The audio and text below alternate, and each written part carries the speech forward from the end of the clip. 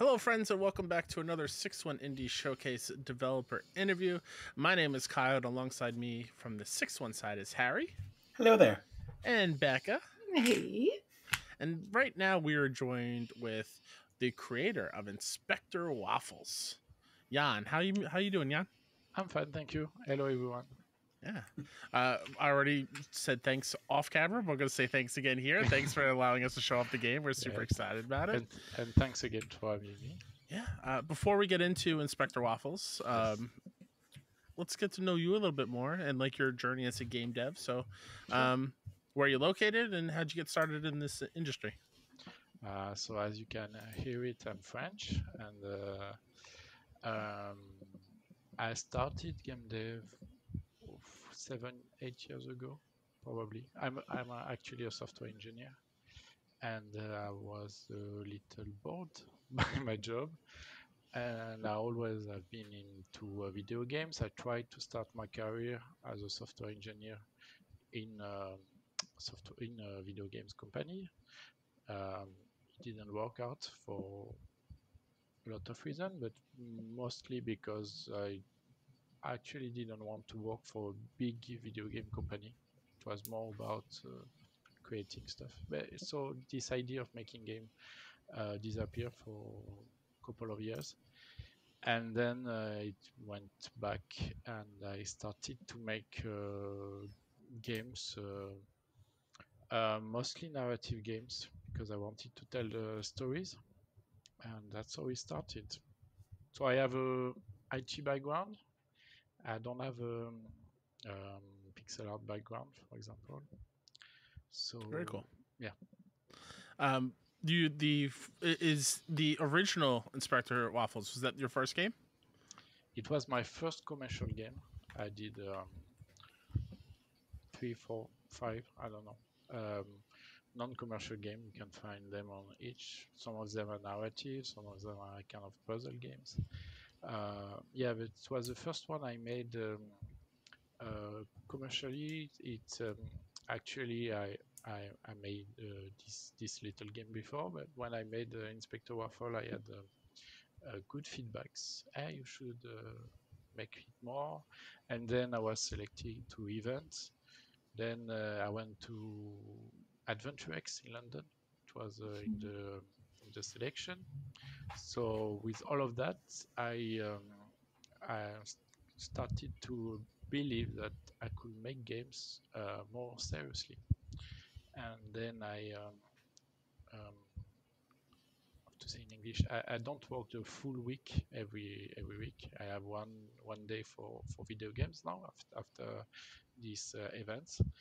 And yeah, I'm not professional 100%, but yeah, it started to.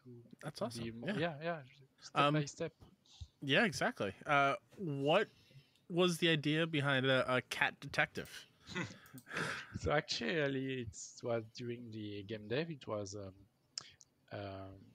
cats and dogs. The theme of the game dev, the game jam. Sorry, and I had this idea. I already made point-and-click games before Inspector Waffles, and I wanted to create something a bit original. And I had this idea of mixing stuff from LA Noire when you interrogate suspect people of interest, and you have the faces are changing, but you also have a doubt. He's saying the truth, he's lying, or is you are or is a doubt about what he's saying. So I like this part. I in pixel art it was hard to read faces. So but I had this. I like this idea about adding to a point and click this detective mechanic. So I kind of borrow it, change it to adapt it to a point and click, and then that's how Inspector Rifle was made. And I didn't have the idea of the theme. I had the mechanic. I didn't have the idea. And when I saw this game jam, cats and dogs, I said, oh, it will be fun if a cat fell from a building and didn't land on his pose. So it would be fun to have a cat detective, not very serious, with a funny name, also Waffles, uh, uh, investigating something very serious, but with this cute and funny atmosphere in it. How many iterations of the name did you go through before you came upon Waffles? Not much, honestly. I don't. When I name um, cats in the game, sometimes I remember for movies or for series. Sometimes I check on internet cute name for cats, and sometimes I just ask people, and they say, "Oh, my cat is named like that." Okay, I take it. Nice. Yeah, it's not a big brainstorming for that. It's more. It is making puzzle is weirder than just having funny cat names. And with Early Days, we know Yes. that it's a prequel. What made you decide to go with writing a prequel instead of doing something like a sequel? Um, because in the first Inspector Waffles, there are some gap in the story that you know what happened in the past, but you don't know what fully happened, what there's hole in the story, and I didn't want to um, to leave that. I wanted to because I had the story in mind, and a little bit of spoiler, but the end of Inspector Waffle doesn't end on a cliffhanger, so a sequel was less needed. And also, I wanted to do. We probably talk about that later, but I wanted to make a game for a retro console. So, game in the past for a console in the past, I decided it would be pretty cool to explain, and that's how it was born. So speaking on that, Yes. the Game Boy Color aspect of this, where you're making a game for PC and Game Boy, how did that come into fruition? And part two of that, how difficult is it to make a Game Boy game in this year 2024? Um, it doesn't come from nowhere because I'm a retro gamer. I really like Nintendo games, mostly from the Game Boy period until the GameCube period. I think there are a lot of gems and a lot of really cool games that still be deserve to play. And so I wanted to for nostalgia to make one too. And I tried to learn a little bit on every console. I saw that on Super Nintendo it was very difficult because there are a few frameworks that helps you to make games. Um, and I mostly hesitated between NES and Game Boy. And I tried Game Engine because there are Game Engine actually for both of these consoles. And there's a game engine for Game Boy named GB Studio that really helped to make game fast. Well, that was I saw that I spent more than 2 years on making this game, but anyway, it's really easy to make games with GB Studio. So that's how I made it. You can, of course, you can start from nothing, or there are SDK more easy to use, but less easy. Sorry, less easy to use. But yeah, I think it's a really great tool if you want to start to make games and you don't know coding, you don't know pixel art, because obviously with the Game Boy, the pixel sprites are smaller than any on PC, for example. So it's a really good tool to start making games, I believe.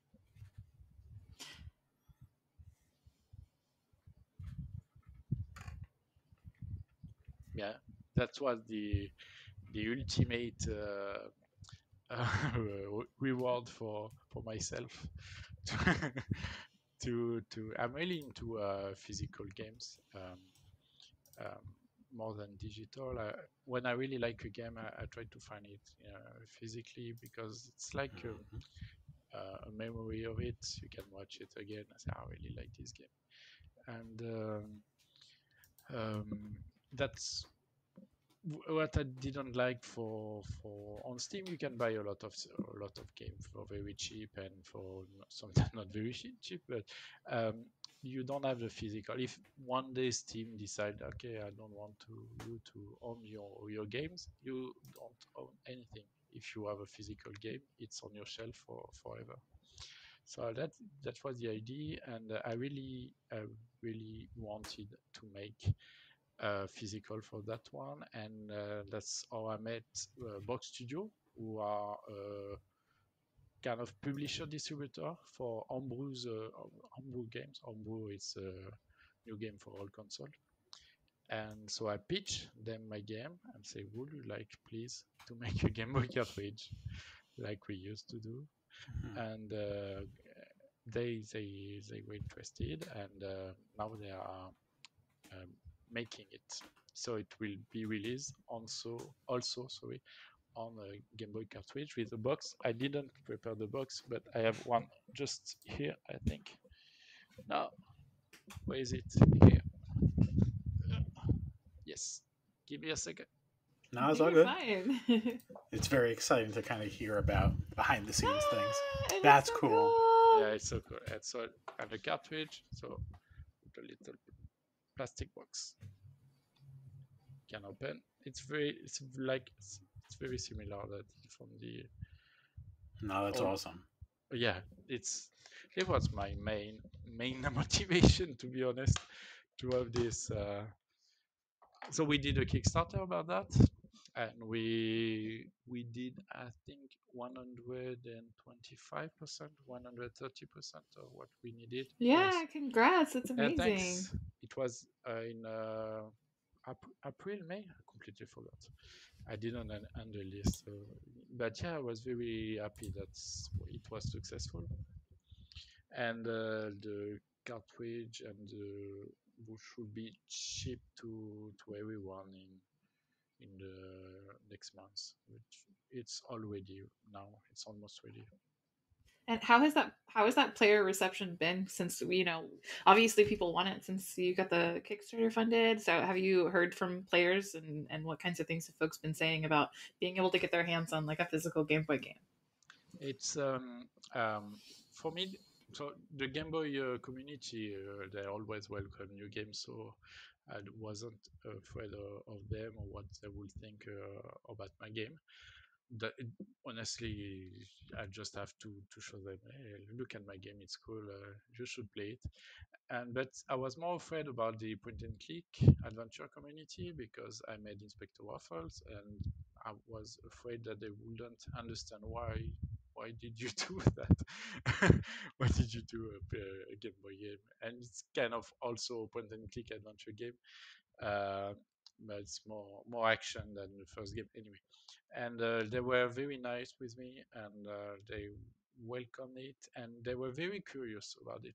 And what I actually expected, hoping, I would say, that people who play adventure games also have an history with Game Boys and NES and Super NES. That's if you play point and click games, there are few chances that you are 20, yeah, that you are in your 20s, and most of them are like me in 30s, 40s, even more. And so I believe that they are also somehow into retro gaming too. So yeah, the reception was great. That's nice. awesome. Is there any gameplay differences between the original and the prequel game, or how do they kind of complement each other? Yes, they are different. So about gameplay, the first one was very point and click, combining stuff, finding objects, using inventory, and there's just that one detective mechanic part that I've talked about. You can grab clues, you can find clues, and you can use clues on people and not only items of your inventory. So if someone say in the first game, hey, I'm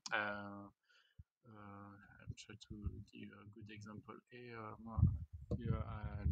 this window was open before I left, and you saw that it was wrong, and you put it in your notebook, and you have your clue, and you can say, "Hey, look, I know you are lying. Okay, I'm lying." So this part is almost the same in both games. The big difference in the new game, it's an um, action game in the sense of you can move your characters like in a Pokemon game, Pokemon GB game. So it's a top-down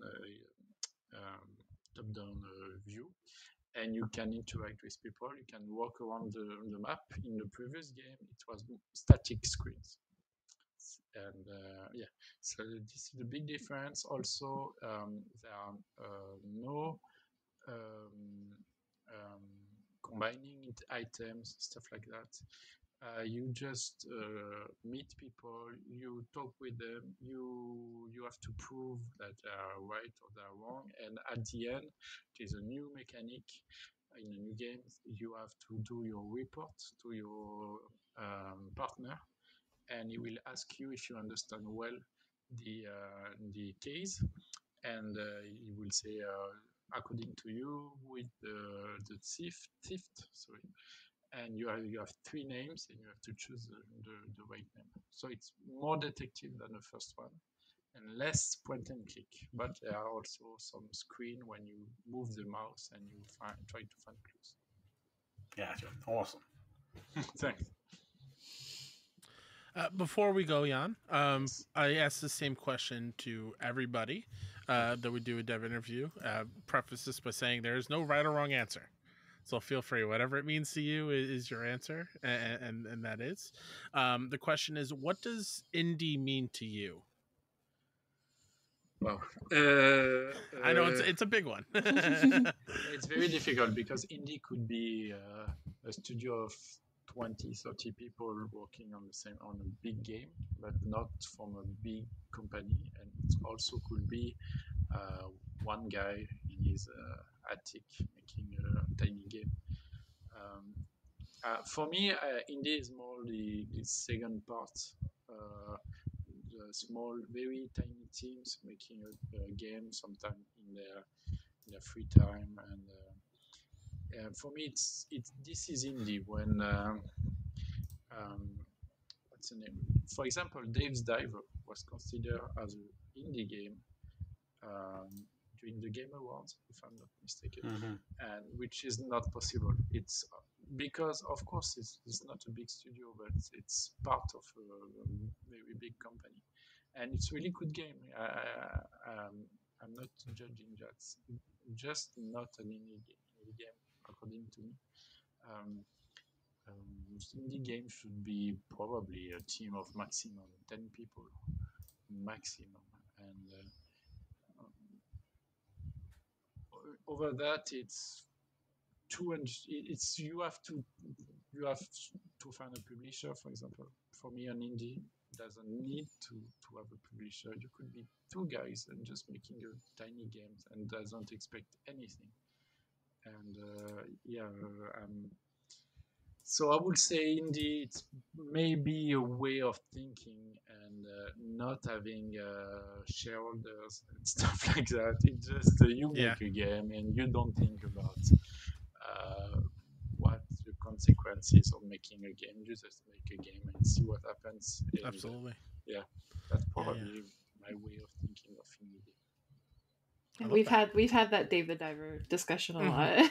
Lots of times. Yeah, it's a good example.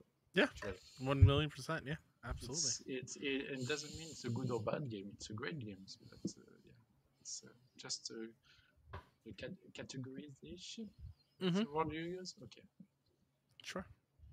Awesome. Well, Jan, thank you so much for joining us and talking about Inspector Waffles' early days. Where can we play it? When can we expect to play it? Obviously, blanket statement's fine. No specific date. So we talked about the Kickstarter. For me, something that's really important. It's the backers get the games before people on Steam. So this is why there is no release date at the moment, because I want to to have these people, that these people get the game first and have the time to play, and then I will release it on Steam, because the game actually is 99.999% done. Almost nothing to do on it. It's already beta tested. I have fixed all the bugs, so it's really. I just want, for my pleasure, to test it again and again, because I can't have a major bug in a GB ROM. It's not possible. You can't update it. So just want to be 100 perfectionist on that. So probably October. No, I would say, to be sure, November, for people who didn't back it, and for people who backed it, probably October. Awesome. Great. Well, if you didn't get a chance to watch the Inspector Waffles trailer, go check out the showcase, which is live on our YouTube channel right now. And remember, play more indies. Bye.